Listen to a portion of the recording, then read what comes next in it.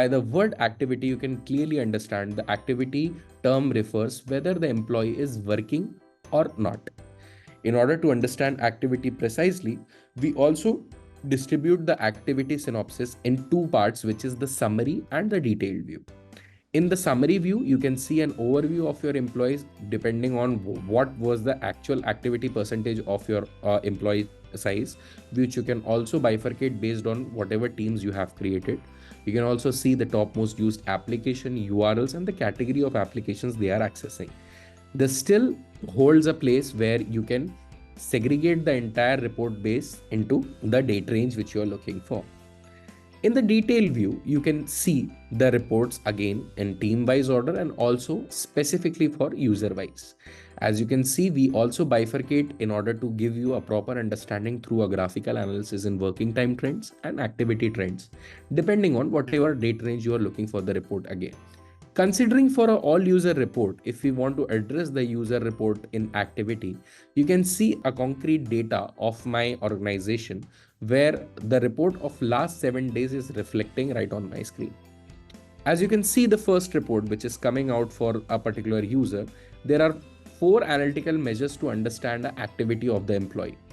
Starting from the online time, what exactly online time refers? Online time generally means whether the user is working for what particular duration. So if we understand by the mode which is deployed in the employee machine, if a standard mode employee is considered for online time, it is generally the duration between punch in to punch out for that particular employee. Considering for an example, if the employee doesn't punch in at 10 a.m., does a punch out at 11 a.m., the total online time will be considered as 1 hour. Reconsidering for the stealth mode users, for the total duration for which our system was monitoring that particular user will be considered as online time for that particular user.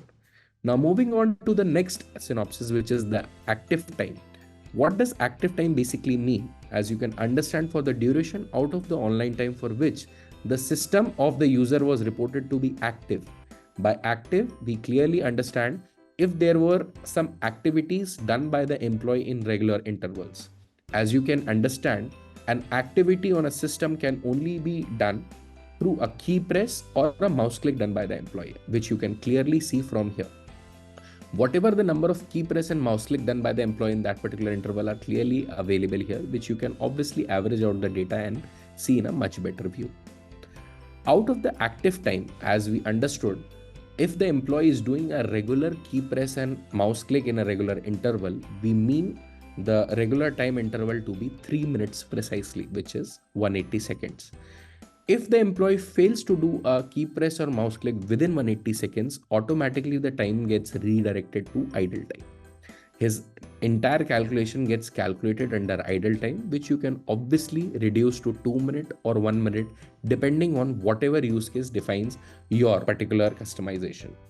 As you can see, there is one more customization report in activity, which is known as break time, which is completely available for your reference when the employee is on a standard mode, doing an interactive interface through manually setting up his break as requesting for break, which you can obviously customize through settings.